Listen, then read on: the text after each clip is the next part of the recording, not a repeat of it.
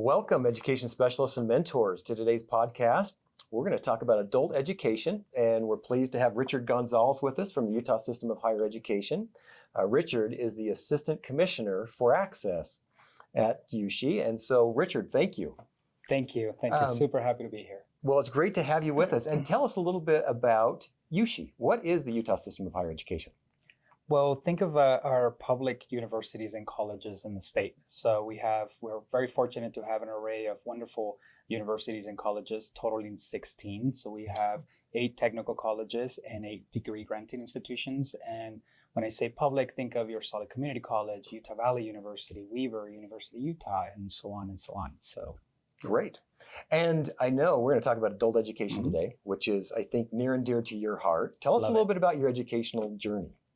So I actually found myself getting laid off in 2010, and the summer of 2010, and it was quite the low point in my life. I had a high school diploma, and I realized that I could no longer be doing the work that I was doing, which was warehouse work, and I was laid off on a Friday. On Monday morning, I just decided to go get an education, to look for an education. And the first thought was Solid Community College. So on Monday morning, I was there asking, what can I do? What do I need to do? The long goal was an associate's degree. That was like really far-fetched, but my goal was to take some English courses, some computer classes, because I only held a high school diploma. And I had been in the workforce for 14 years. Wow. And, but I started really enjoying college, doing very well. And this last May, I finished my doctorate degree. So really happy about that. That's awesome. Congratulations. So, yes. That is great. Well, let's talk about adult learners. I know you did a lot of research on adult learners. I did. So tell us a little bit about that. Well, adult learners or non-traditional student comebackers, there's many names that come to mind that the nation doesn't seem to come to a consensus of what to call us. And I say call us because I am an adult learner. And but typically we adult learners are your 25 and over adults. But there is, and we're going to talk more about the intersectionality of circumstances and life experiences that really shape who an adult learner is. Yeah. Yes. Very good. So, and this is something I relate to too. So that's kind of the cutoff is 25. When you're considered an adult learner is after the age of 25, you kind of switch into what's being categorized as an adult learner then? Yes. So it's typically, so that's kind of like the low hanging fruit because it's easy to identify by age. So if you look at how many through age, you can identify who an adult learner potentially is. But when we think of it could be you're married person, have a child or dependents, delayed enrollment, attends part-time college, works full-time. So you have an array of descriptors that really who an adult learner is. It's no longer your traditional college student straight out of high school.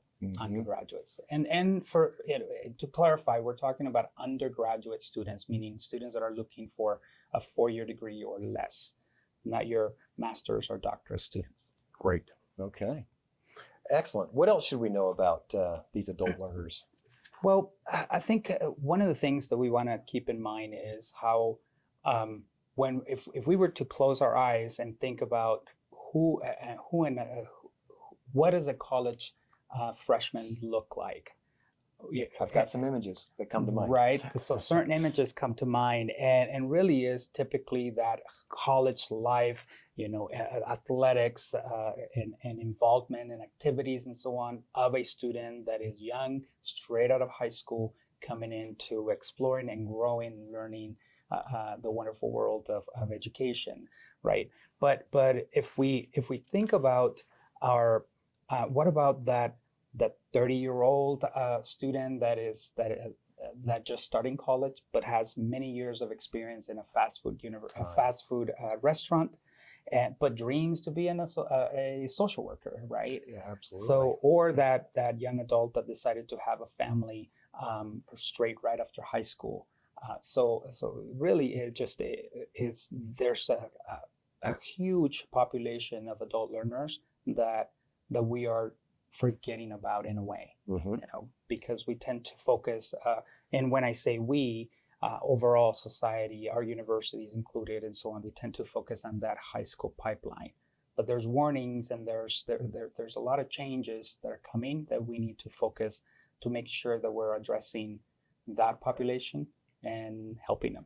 Because I'm sure that population of college freshmen that you typically think of, coming right out of high school, I'm sure there's points along that where they stop their educational journey and enter back in after age 25 as an adult. Sometimes, in my case, it was many, many years, 8 years after I got back into higher education. So I'm sure that happens as well. And I think you have a lot of data that kind of talks about that, don't you? Yes. So it's really, when we think of an adult learner, we tend to think about, when we think about the college student and the students that are in college and so on, is that pipeline of students coming into college, right? But we have over 80 million graduated students that have graduated high school but do not have a college diploma. 80 million? Yes, over. And then we also have 15 million with an associate's but no bachelor's degree. So we're talking nationwide, right? But picture this, this pipeline of students, elementary, middle school, high school, and college. But then we're losing students throughout that pipe, right? Those students that decided to go in the military right after high school, students that chose not to go to college right after, right? Yeah. Or military, or went on a mission, right? Absolutely. The students who went on a mission, or those that started college, but then they stopped. So we're losing a lot of those students. And I'm not trying to discourage us from focusing on those high school students, but the reality is that we're having less children as a nation. Utah, we don't have that much problem with that, but that puts a target on us. So that means that you have all these other universities from the rest of the nation targeting Utah because we have more children. Okay. Yep. So they're trying to take in-state students to their state. Exactly. So then they end up targeting those students. But anyway, so digging a little bit more on what an adult learner looks like and so on, I've come up with this segmentation model. So when we think about adult learners, we can think of a segment like, for example, your household breadwinner, your dislocated worker, and your active duty or veteran, single parent, your stay-home caregiver. But the idea here, though, is that we don't want to forget of that young adult that has similar circumstances, that works full-time right after high school, but is trying to get that college degree as well, part-time, and so on. So these students are in learning different. They have different motivators, and we're going to talk more in a little bit about that, but and the challenges, but they don't have the same, they're not living in your dorm at a university or college. They have completely different needs and motivators as well. Okay. Yes. So the other, so when we think about the Utah population, so we have, around 1.5 million people that are between the ages of 25 and 64 or so, right? Okay. But we have when we look at that population, we can look at how many of those have some college, no degree. Some of them don't have a high school diploma. And when you look at those, then you start looking at opportunities to target those students. Particularly, the low-hanging fruit really is your some college, no degree. These are folks that started a university or college, or they started a program, but then they stopped out. And we're talking hundreds of thousands of individuals in Utah, yes, right? Yes, hundreds of thousands. Okay. The number is quite large, but so is the opportunity, right? Yeah. And part of that sets the tone for us as institutions to reach out differently. So in other words, for example, give us another chance. We see that you have 60 college credits. You're so close to finishing that associate's degree. Let's get you back and let's get you finished. Yeah. So it's an opportunity. Great. And that's really where we need stake education specialists and mentors help, right? Is not only identifying those hundreds of thousands of individuals, but then guiding them and helping them find the right opportunity, the right institution for them, right? Exactly. Okay. Yeah, and we'll talk, like I said, we'll talk more in a little bit about the motivators, which is where the opportunities lie, Okay. but a little bit more on data. So if the Lumina Foundation actually shares a diagram of by county in our state, so we can look at the counties and what is the attainment of education, meaning a certificate, associate's or bachelor's degree. What is the percentage of attainment? And in Utah, we are pushing the 60% attainment, but the nation is, we're actually leading. We're higher than the nation's attainment percentages. Oh, that's great. But, what is the national average? well, a number that I have for 2021 was 51%, but I believe Okay. it is a little higher than that. So if the national average is around 51%, That's a right. few years ago, Utah's pushing 60. So that's good news, but still that's a long ways to go to get to 100%, isn't it? Yes, it is hard to reach that 100%, but as long as we've seen some improvement and going forward. But that the opportunity to look at the reason why looking at data is important is because that puts an opportunity to us to look at the counties. So if we see Utah County with 51.9% attainment, but yet we see Rich County with 33%. So that means, mentors and specialists on those areas are going to have a little bit more work to do. But it also shapes what type of education or level of education your folks are going to be interested in. Meaning that maybe folks in Utah County can go for that master's degree, increase that education. Whereas on some of the rural areas, we need to talk about your certificates, bachelor's degree, and of course, master's. So the type of education can vary. The level, yes. Area to area within Utah. But the bottom line is more education is going to be valuable no matter what, right? Totally. Of course, we need to make sure that any type of organized education, because adult learners, we are constantly acquiring education, whether through work. Myself, when I was in the workforce, logistics and the warehouse world, the management, supervision, I acquired so many, 14 years of experience, but it wasn't in a classroom and so on. Great. Yes. So moving a little bit, I'm talking about the USHE system. We have, like I mentioned, 16 universities and colleges, but even if we just look at our degree granting institutions, the University of Utah, Utah State University, Southern Utah University, we see that we're pushing over 20% of undergraduate students that are over 25 years old. So we have close to 40,000 students in our system that are 25 years or older. But if we look at the population of students that attend Utah Valley University, for example, which is over 41,000, if we think about it that way, we can be our own university, meaning adult learners, right?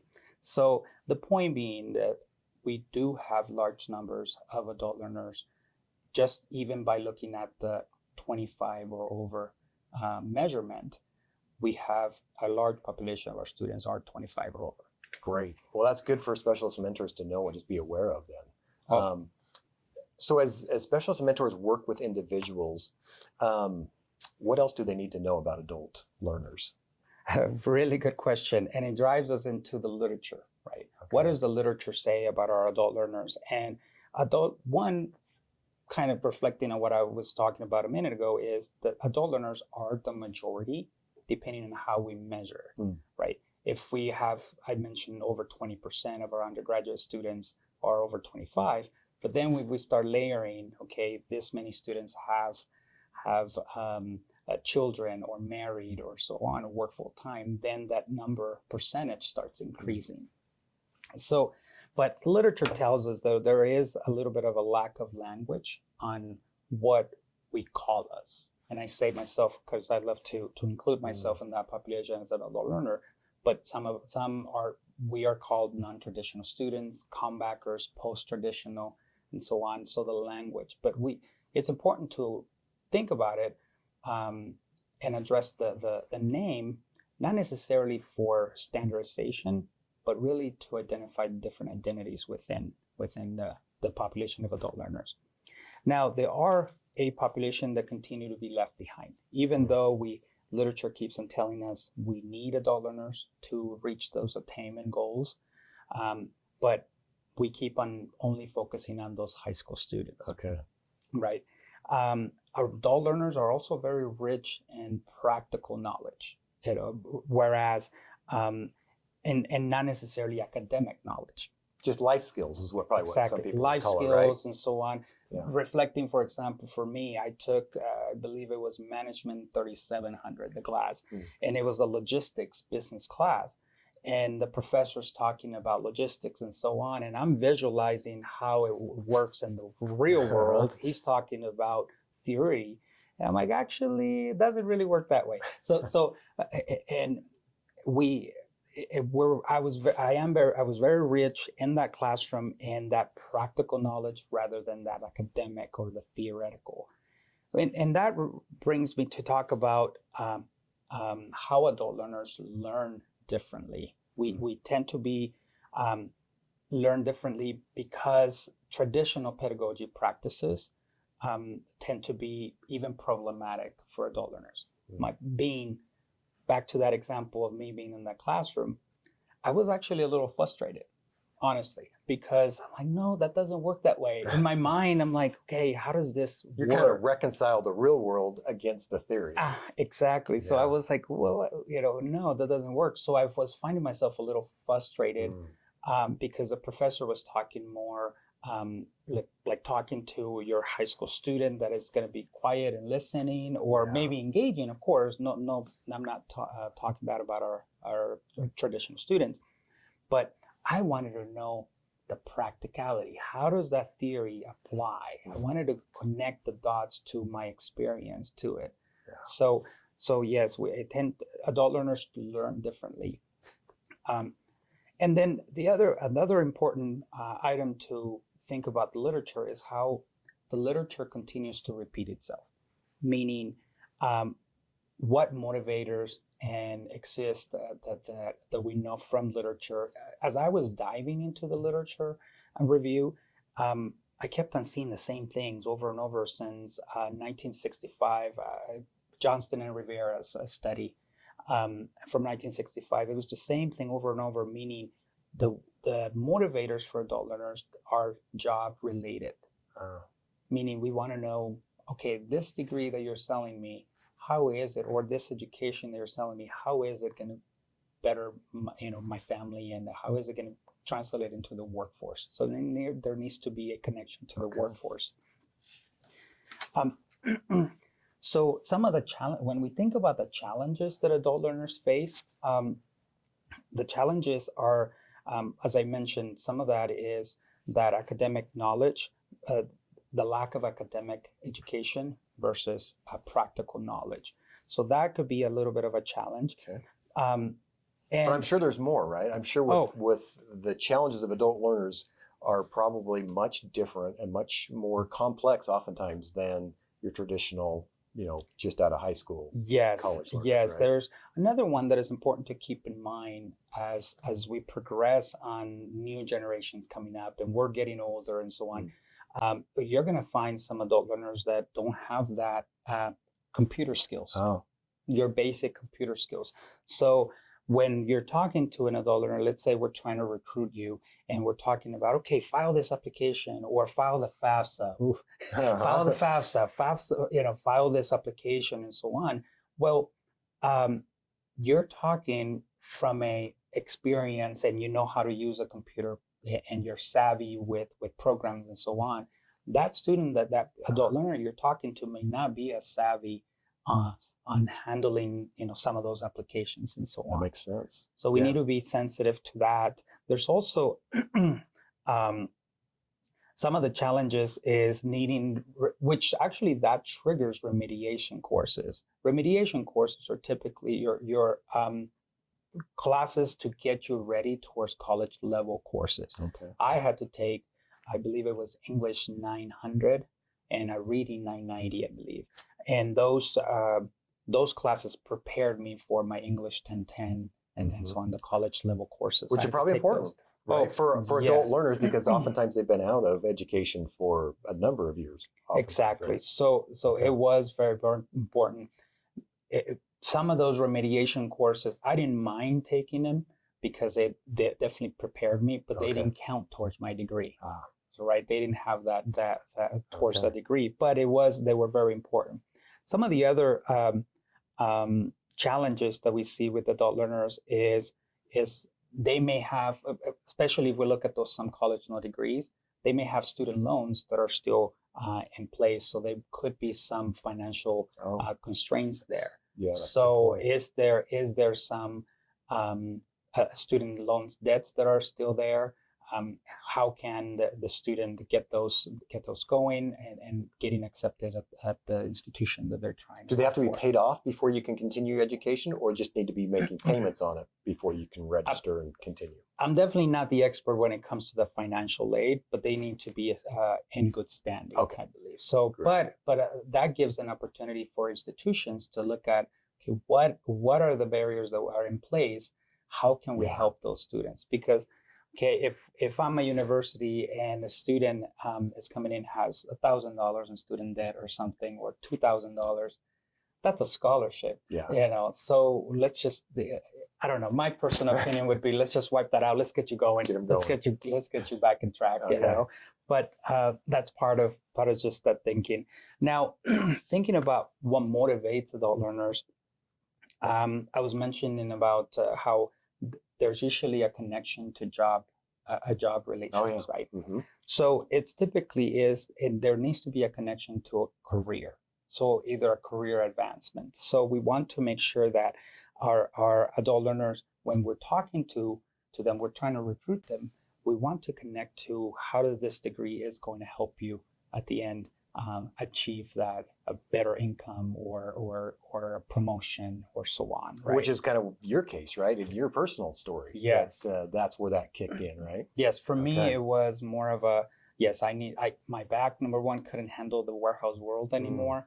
I could not do that work. And so I figured, no, I need some education. I need to get going. And I felt, higher education as a career, I wasn't even thinking about it that way. And here you are. Honestly, I loved it so much and promoted all the time that I started a job as a recruiter. So I became a recruiter for one of our institutions, and I absolutely loved it. Nice. Lots of fun.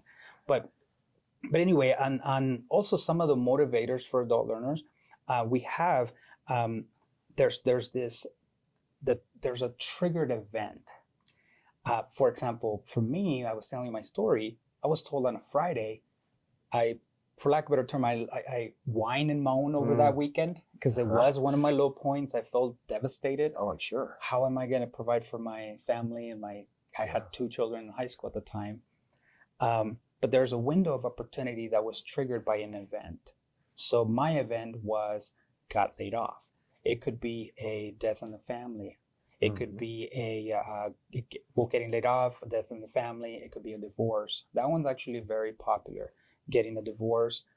So there's some tragedies or challenges that our adult learner is facing at that time, but it's a window of opportunity for a new beginning. It's where they start thinking differently, out of necessity maybe sometimes, exactly. But still they're thinking differently. For me, it was the necessity. Yeah.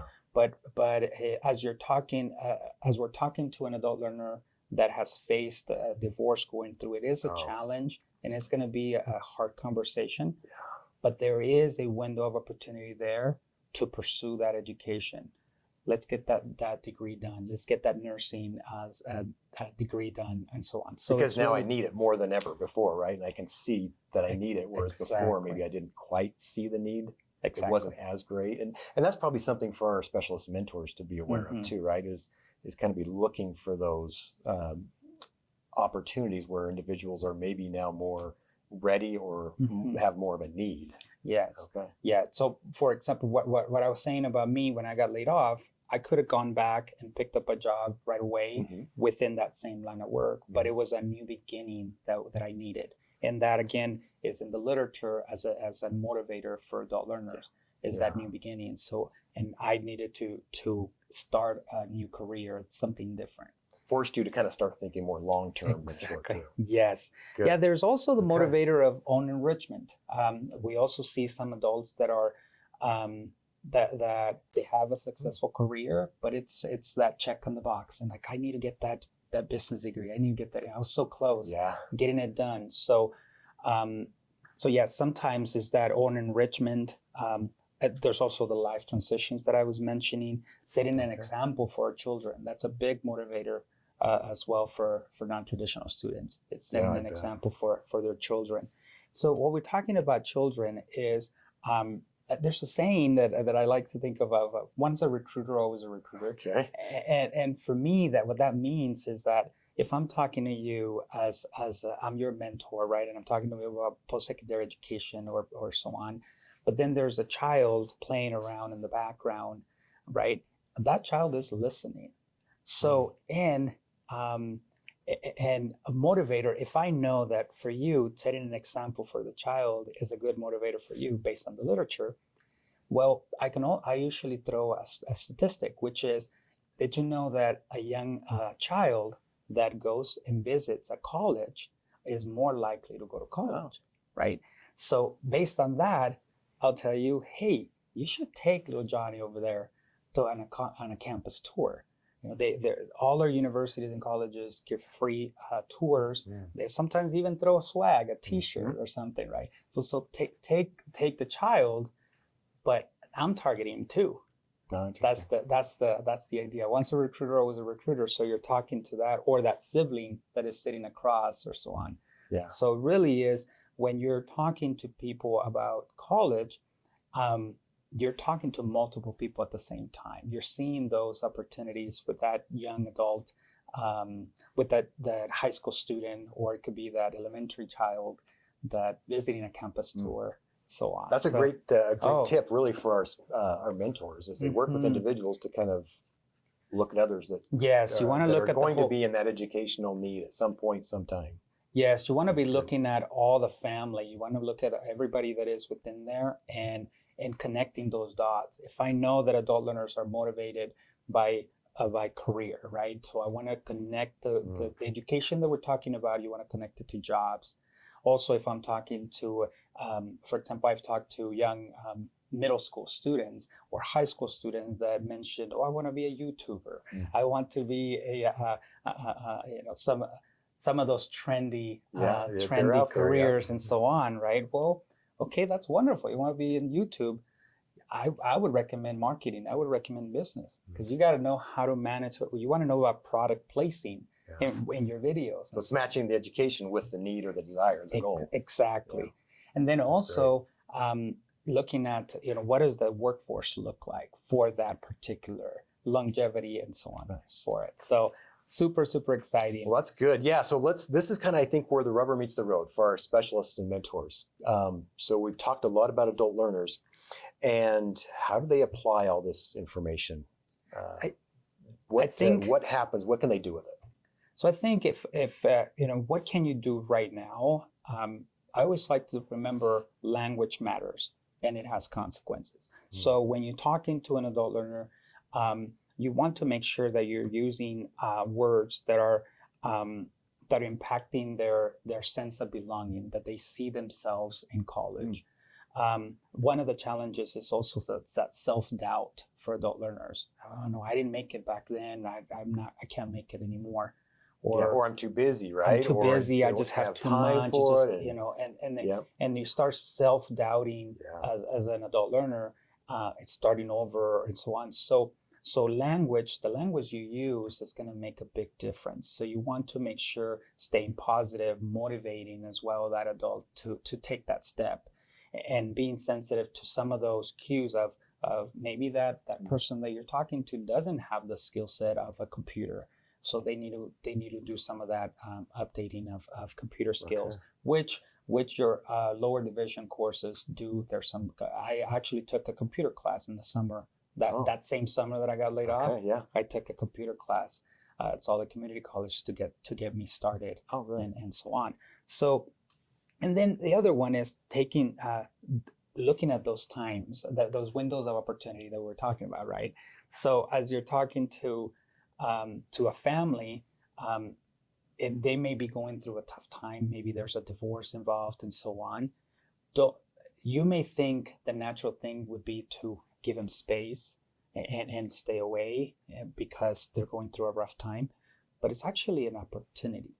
It's just a matter how we approach it, being sensitive to their space, of course, too. But hey, if you had mentioned about that you wanted to be a nurse, well, hey, did you know that you can get this done and so on? So here's some opportunities, and also telling them how to pay for it. Because one of the biggest challenges for adult learners is that fear of not being able to pay for it. Yeah. Right. So looking at what scholarships are available for adult learners, undergraduate students they do have quite a bit of scholarships. So as a mentor, I would want to do my research on where to find scholarships. Where do I have scholarships available? That way that I can be handy. Pointing them to that right direction. Pointing them to that place. So we don't, it's not that we want to be when I was a recruiter, it's not that I'm going to be an expert at everything. It's a matter of knowing how to connect and where. It could be as simple as helping them go and schedule a tour. In fact, one of the best advices that you can give somebody, an adult learner, is, hey, let's go meet with an academic advisor at the local institution that you're considering. So, and that's another item that is highlighted in the literature. Adult learners tend to go to institutions that are close by or also online. Online is another, or a hybrid. My education was more of a hybrid. This was pre-pandemic. So I had, similar to like Zoom, right? Yeah. I had broadcast classes and in-person classes. I enjoyed I enjoyed the in-person classes more, but the broadcast classes were also available. And that also lent to some flexibility, right? Because that's probably one of the greatest needs of adult learners, is that flexibility to be able to do studies first thing in the morning or after kids go to bed at night or anywhere in between, right? Yes. Okay. So we want to make sure that we highlight some of those short programs as well, short classes. Yeah. So instead of your 16-week semester, they could be more lenient towards going for that 8-week program, 8-week semester classes. And then also don't assume anything. I think that's another item that we want to make sure we think about as you're talking to prospective students, is don't assume that they know computers. Don't assume that they know Excel and Microsoft Suite. Don't assume that they know all those things. I'm not saying to talk with folks as in they don't understand anything, but get a pulse on the level of understanding on the computers, understanding of that admissions process to one of the institutions. Really, just what's their academic foundation, right? What's that made up of? And I think that's where maybe for specialists and mentors, that's where the personal education plan form comes in. It kind of helps walk them through some of that. So maybe that's a tool that could help them accomplish that very thing. Yes. Okay. Yes. And as I've mentioned before, connect it to outcomes as well. As you're having conversations, connect them to how is this going to connect to this job market? How is it going to connect? How is that degree going to look like? Where are you going to get a job after? So remember, the adult learners are more motivated by job-related outcomes. Okay. So. Good. Well, this is great information. So as we kind of go down the final stretch here, what overall, what are some recommendations maybe that we haven't talked about? The recommendations is, because we're talking to mentors and specialists, I would say focus on those conversations, those windows of opportunities. If I'm talking to overall, we want to make sure we tailor that messaging, tailor that outreach, right? So as we're messaging, doing a flyer or so on, what images are we using on that website, or what images are we using to show who a college freshman or first year student is, right? Who does it look like? yeah, basically what it looks like is going to be very different individual Mhm. to individual. Yes. Okay. The other item I would say is encourage once the student takes that step to start an education. What I would say is don't stop there. So, in other words, encourage that student to get involved with faculty and look for mentors within the institution. Look for that so they can continue and they don't become another some college no degree student. Yeah. Right. So we want them to complete that degree to make sure that they're finishing their academic journey. Yeah. I think we covered most of the recommendations in here. Okay. Mm-hmm. Good. So yeah, just as a wrap up, what kind of is your final advice to people like yourself, several years ago? Oh wow, that's a good one. We can start all over just with that one. I think, as I was saying, is don't give up on us. Don't give up on us. Is that weekend when I was told I was getting laid off, it was hard. It was really, really hard. I'm not gonna hide about it. I did cry on my own, because I felt really small, and I was very scared, very doubtful. I relied on a lot of those core values of my grandma. I always I'd like to mention her is those core values. And to keep on going. So what I would say is don't give up on us. Look for those windows of opportunities and advise us in a way that it is reachable. Yeah. And it might not be, like I was saying, to me at first, it was an associate's degree felt so far, so far away, but yet I flew through it. Once I got in my groove, and that once I got in there, it was like, I just kept on going. But I was also looking for those support systems. I was looking for that support. I also changed the way I talked. So I remember in my Dr. Carter in Math 10, I believe. So he asked us, he says, tell us your name, choose yourself, and tell us your major. Well, right. And when it got to me, I said, Richard Gonzalez, I am possibly a business degree. I'm not really sure anymore. And I said, what am I sacrificing? I'm actually sacrificing dinner with my family. I was grilling a slab of ribs on the grill, and I was teaching my 14-year-old how to tell temperature, how to grill. And I had to stop, and I said, I got to go to work, bud.